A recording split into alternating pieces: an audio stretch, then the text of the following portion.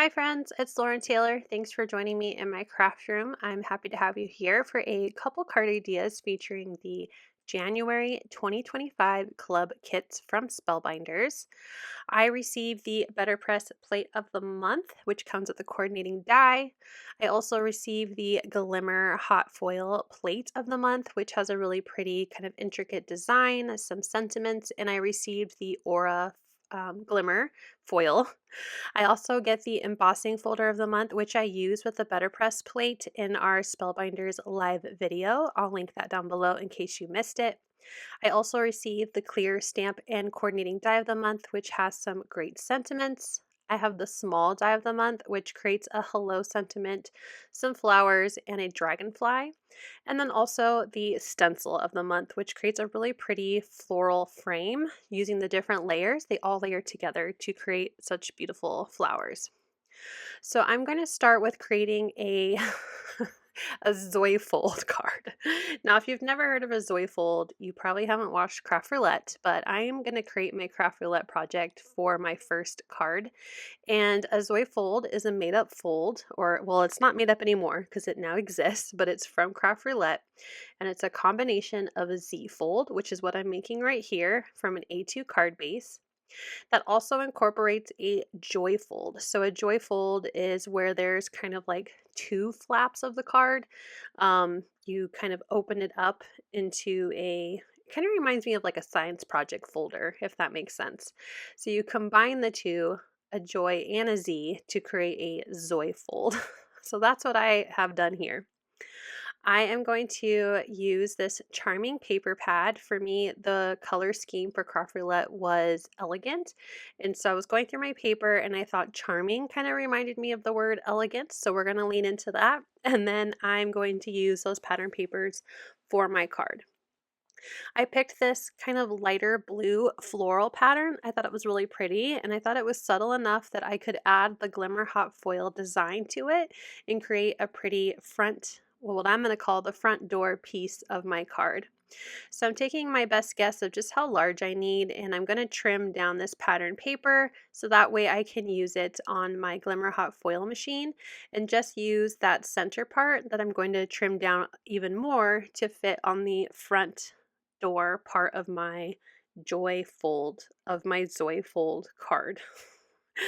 Anyway, I'm going to get out that Aura foil and I'm going to trim a piece to fit on that same size of pattern paper. And that's going to be, again, the center kind of main focal point of the Glimmer hot foil plate. So I'm going to go ahead and get that going, let my machine warm up, and I'm going to move on to adding some more pattern paper to the rest of my Z fold part of my Zoyfold card. So I went through, I really liked this blue paper with the darker blue flowers and the pop of kind of yellowy reddish orange colors. I thought that complemented well. And then I liked this plaid looking yellowy orange color. So I'm leaning into those blues and oranges. I think they look so pretty. I don't know if that really falls under elegant, but it's elegant in my book, so we're going with it. I like how the three of those look. I feel like they don't match exactly, but they also do match exactly. So I'm going to use those for my card today. I'm going to use this orange pattern paper to be on the two parts of my Z fold. So I'm trimming them down to be slightly smaller than those measurements. And then I'm trimming this to be slightly smaller than A2 to be on the inside of my card. So I'm going to use some magnets. These are teeny tiny little magnets that I just got on Amazon. I have them linked down below, but they are 8 millimeters in diameter and 1 millimeter thick. And they're these tiny little round magnets, and I'm going to use 3 of them on my card. And I'm going to use them to help keep this card closed because I use a pretty thick cardstock base and I cannot keep this card closed at all. So the magnets are just going to help with that. So I have my foiled background. I really like how it turned out. The aura just adds a really subtle rainbow. And I'm trimming this piece to be smaller. I'm trimming it down to fit on the front door of that Joyfold part of my Zoyfold card, which measures 3¼ wide in inches by 4 inches tall. So that's the front little panel. and it also will be the inside as well because it's just folded in half.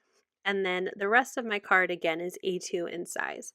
So I'm adding some adhesive so I can add first my magnet because I know that I want my magnet to be on the edge and centered of that front part of my Zoyfold. So I added the magnet with my adhesive, and then I'm adding now the panel to cover up that magnet so you won't see it, and that's going to fully cover the front part or the front door part of my Zoyfold card. So that will be ready to go and added into my card. Next, I'm going to add this panel. Again, I have an A2 card, so this panel is slightly smaller. So I trimmed it down to 4 by 5 1/4, so I have a little bit of a white border. And then I'm going to glue this down, but I want to stamp my sentiment first before, just in case I make a mistake. So I'm going to wait. So I'm going to add now the side panels of my card, and these are going to be 5 1/4 inches tall by slightly smaller than 2, so like 2 1/8 inches wide. And I'm adding these to the two Z parts of the card, the panel parts. Now, I wasn't really, it took me a while to figure out exactly where these magnets needed to go. Originally, I thought I could get away with two, one on this front door piece and one on the front of the Z fold, but it would not stay closed. Again, I use a pretty sturdy cardstock. So while I am going to shove this magnet on the front panel, because I originally thought I could put it on the other side, it wasn't staying closed. So I added it to the front panel, and you can see it will stick to it, but it still doesn't want to stay closed. The cardstock is just a very thick cardstock. So after I get this second magnet in place on the front of the card, you'll see here I'm going to test it. Again, I should have stamped it and just put this in, but I'm going to do it now because I'm like, this is not staying closed. Let me get my sentiment stamped. And I'm going to use VersaFine Clear in Summertime. I thought I'd bring in more of the orange that's on the card. So I'm going to go ahead and stamp that sentiment on the inside. It feels a little backwards because of the Zoyfold nature of this part of the card. But I'm stamping a birthday sentiment on the inside, and this is from the Clear Stamp Set of the month. So now that that is stamped, I can glue this in place and really make sure that my magnets are going to keep the card closed. So I'm adding adhesive to the back, and I'm going to center that on the inside of my Z fold card. Once that's in place, I'm going to try again. You can see the magnet is just not holding. So I'm going to add a third magnet into the other side. So this is the inside of my Z card. And I'm making sure that the magnet is facing the right way and that it won't be polar opposite. I do that every time. I really want to make sure that once I get the magnets in there, they're not going anywhere. So I'm really going to try to get that in there. As you can see, I'm trying to peel up some of the adhesive, make sure I get the magnet in place correctly. And with that third magnet, you can see my hands. I'm so happy. The way all three of those line up, it's keeping my card closed. So I have 3 little magnets in there. If you would like to see more about magnets in the future of my card videos, please just let me know in the comments. I know that was kind of a quick one because I was more troubleshooting on the go. I thought I could get away with 2 magnets and it wasn't closing. So if you'd like to see more about how to use those little magnets in cards, just drop me a comment and I'll definitely include them in a future video. So now that my Zoyfold card base is all ready to go, I have my elegant and charming colors. I have my front door of my card, keeping my card closed together. And then I have 3 circles, which was the last thing of the craft roulette requirements, as my 3 magnets within the card. I was thinking about adding some gems to the card, but honestly, having those 3 magnets in there definitely hits that requirement, even if you can't see it. There's also 3 circular-like design in the foil. They aren't perfect circles, but definitely a circular element to the card in that way too. I also have flowers and centers of flowers everywhere, so I think I'm good with my requirements. But to decorate the card, I'm going to bring out that BetterPress plate of the month, and I'm going to use the smaller butterfly, and I'm using Cosmic Sky BetterPress ink to apply ink. I trimmed down a piece of porcelain cotton cardstock to do my impression, and I just think it turned out so beautiful and it matches the blues, the elegant blues that I already have on the card.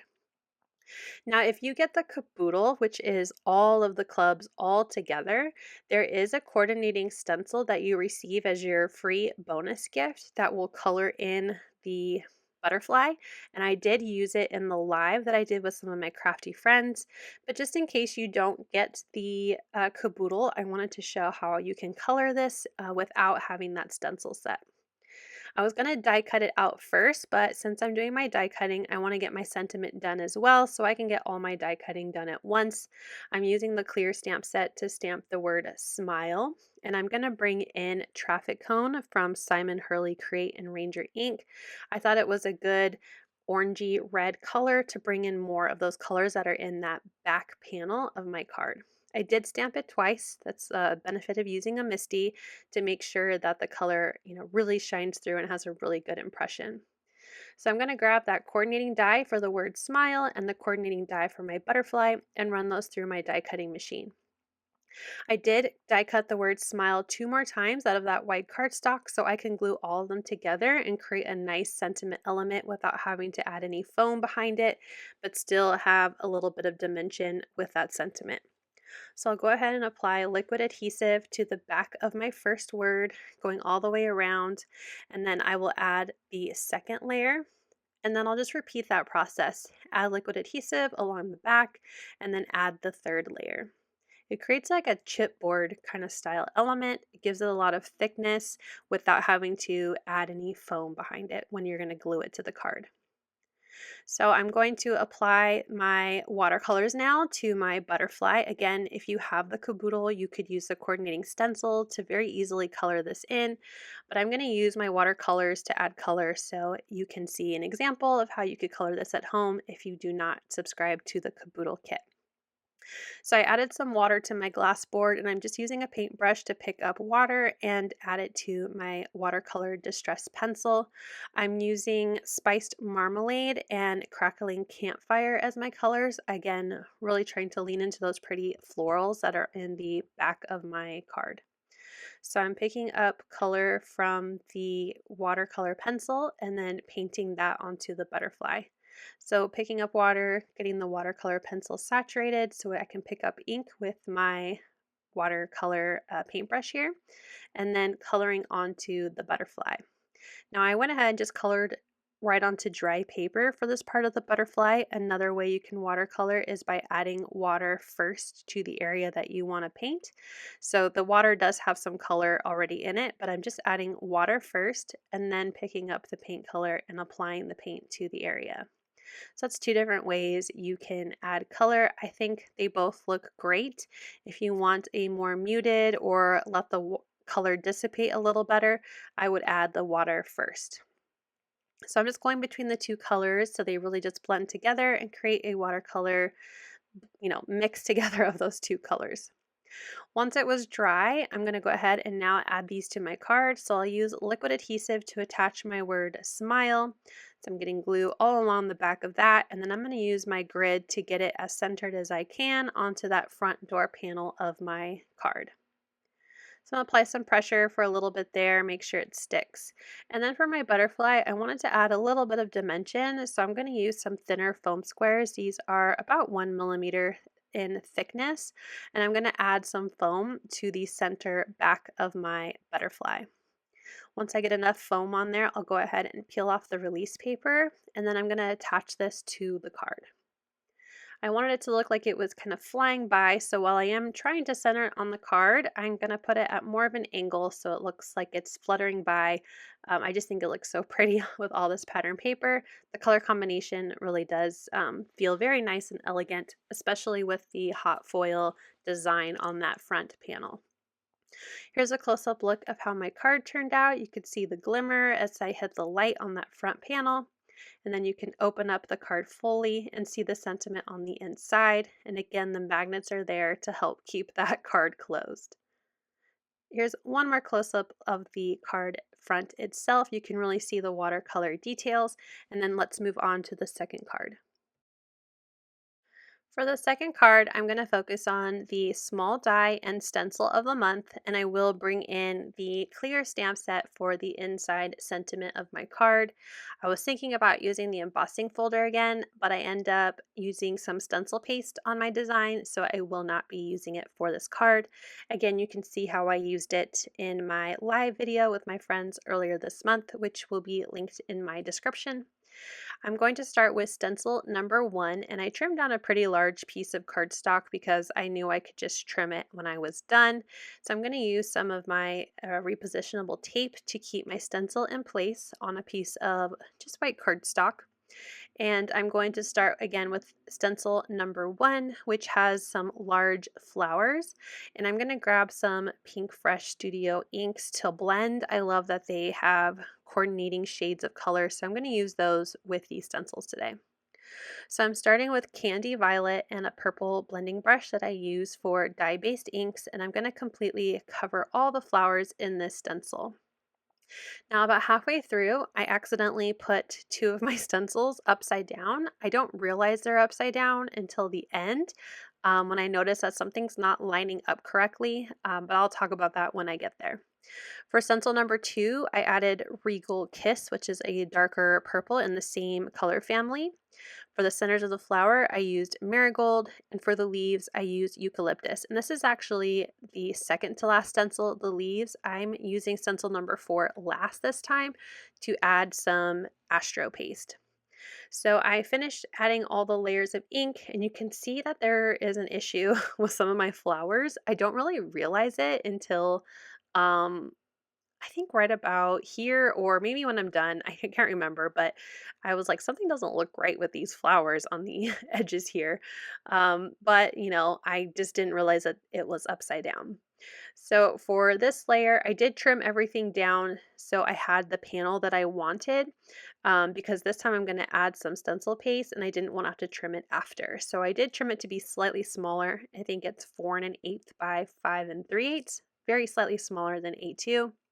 And then I applied stencil number 4, which are the centers of the flowers, and I'm using Slippery When Wet Simon Hurley Astro Paste, which is going to leave a very pretty golden yellow design as the centers of the flowers. So I'll go ahead and add all those, and then I always like to wipe any extra back into the jar, and we'll do the final stencil reveal where, again, those flowers on the sides are just going to look kind of wonky. Now I'm not going to throw this one away because I could still think of a way to use this panel. You can see here, I'm going to point like, why do these flowers look wonky on the sides here and here? And I was like, oh, I think my stencils are upside down. So the yellow and the green are in the wrong spot. So I'm going to go ahead and redo it just real quick off camera. Nothing changes except that I double checked where my stencils were. And you can see it looks so much better when the centers of the flowers are where they're supposed to be. So I'm going to go ahead and just save that extra panel for a future project, and we're going to keep going. I'm bringing out the small die of the month, which is a dragonfly, and it has a hello sentiment as well as some florals. I'm just going to use the hello sentiment and the dragonfly for today's card. I was going to possibly add the flowers, but I just really like the pretty flowers in the background, and I'm going to let those be the only florals we have on the card today. So I'll go ahead and do all of my die cutting. I'm going to die cut my body of my dragonfly and the hello sentiment out of some dark purple cardstock. I did the top layer body of the dragonfly and the head out of a lighter purple cardstock, but from the same scrapbook.com paper pad. I die cut the solid wings out of some pearlescent vellum from Fawn, and then the design pieces of the wings out of some metallic gold cardstock from scrapbook.com as well. So I'm going to layer all these pieces together. I'm going to put the body of my dragonfly on first, and then I'll add the little headpiece. I like that I probably could have done a different color for the headpiece, but I liked how these two purples kind of match the ink the best, so I'm just going to stay with those two colors. I'm adding adhesive to the back of those gold detailed dragonfly wings and then layering them onto the pearlescent vellum. I'm going to be very dainty with my glue. I'm adding little dots, and then I use my finger to just kind of spread it out and pick up any extra so it doesn't gush out the edges of my design. I die cut the hello sentiment 3 times, very similar to how I did my sentiment for the first card, and just layered those together again with liquid adhesive. With that, that will finish off the die cutting, so I'll go ahead and start getting ready to put this dragonfly together. So I know that I want the wings to fit nicely together on the top of my dragonfly. So I'm going to start with adding a little bit of glue to where I want the wings to be on the kind of where the two parts of the dragonfly's body meet together. So I added again a little bit of glue, and I'm going to first add the bottom wings. So I'm using the grid on my glass board to help me get my dragonfly centered. And so that way the wings would be pretty much centered on his body. So I'm going to add the bottom 2 first, and then I'm just adding a little bit of pressure with my finger to get those to stay in place. Then I'll add a little bit of glue. Sorry, I'm off camera here, but it was just to the part of the wing that will also attach to the center of my dragonfly, and then attach those top 2 wings. I think it looks so pretty. I love the pearlescent vellum with the gold. It gives it a very translucent effect, and I think it looks really cool. I want my hello sentiment on the card, so I at first thought I would center everything, but then I thought the dragonfly at a bit of an angle and then have that hello sentiment more towards the bottom would look nicer. So I'm going to attach the hello sentiment first. Since I already have dimension from die cutting the 3 of those together, I'm going to go ahead and grab that first and add my liquid adhesive to the back.